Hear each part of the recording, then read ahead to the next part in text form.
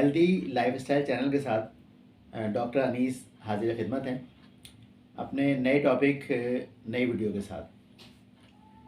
आज का टॉपिक नहीं बल्कि एक सवाल है कि जो हर मरीज़ तकरीबन अपने हर डॉक्टर से ज़रूर पूछता है कि डॉक्टर साहब ये बताएं कि हमारे लिए गोलियां बेहतर हैं या इंसुलिन। तो पहले भी मैं आपको बता चुका हूँ कि शुगर का जो मर्ज़ होता है वो उसका हर मरीज़ पहले मरीज़ से बिल्कुल मुख्तलिफ होता है और इसी तरह उसका ट्रीटमेंट भी हर मरीज़ का बिल्कुल अलग होता है।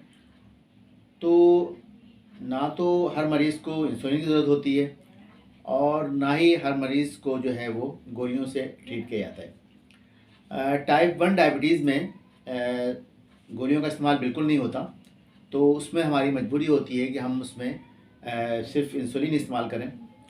और टाइप 2 में चॉइस होती है कि हम गोलियों से उसका इलाज करें या साथ में गोलियों के साथ इंसुलिन भी करें या सिर्फ इंसुलिन से उसका इलाज करें।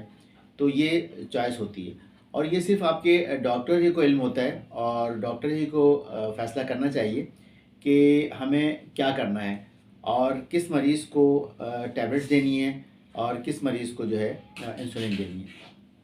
अगर तो बहुत इनिशियली बहुत शुरू में मर्ज़ के ये सामने आ जाए तो हम उसको गोलियों से जो है वो उसका इलाज करते हैं।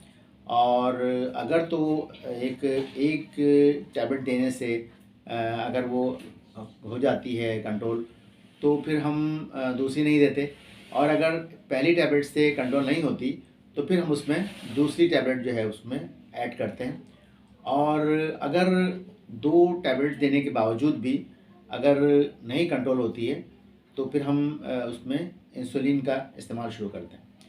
अच्छा, होता ये है कि इंसुलिन जो है वो ज़्यादा बेहतर इसलिए है कि उससे कॉम्प्लिकेशंस जो पैदा हो रही होती हैं शुगर की वजह से, कि जिसमें डायबिटिक रेटिनोपैथी होती है, जैसे कि आँखों की जो है ख़राबी, डायबिटिक नेफ्रोपैथी होती है जो गुर्दों की ख़राबी होती है, और डायबिटिक न्यूरोपैथी जो हाथों और पैरों की जो है वो बीमारी उसमें होती है।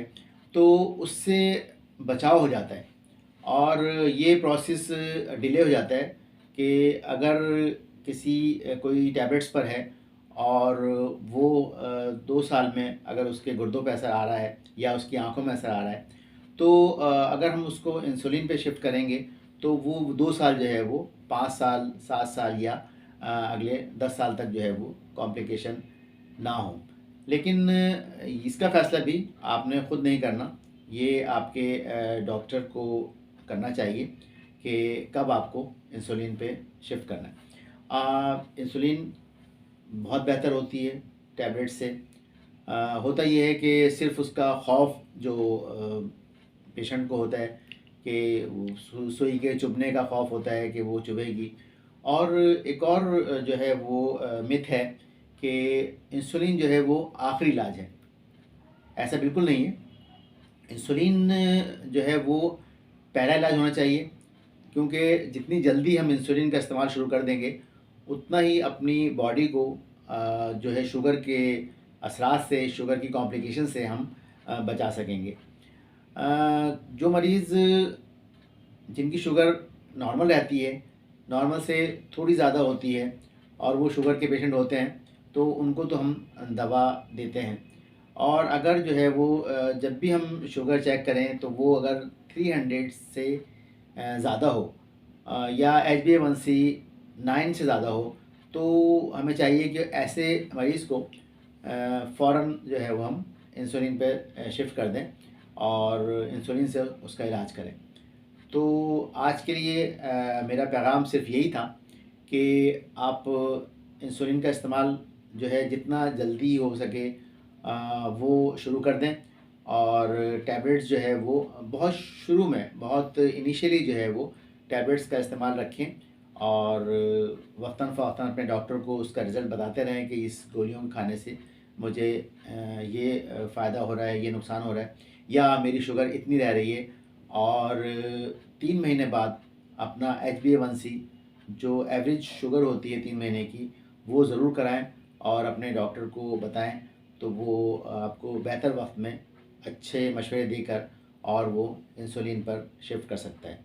तो आज का जो है वो पैगाम यही है कि अपनी शुगर को कंट्रोल रखें, टैबलेट से, इंसुलिन से, एहतियात से, परहेज़ से, वॉक से, जिस तरह चाहें आपको शुगर कंट्रोल रखनी है और शुगर का कंट्रोल रहना ही आपकी ज़िंदगी को बेहतर बना सकता है।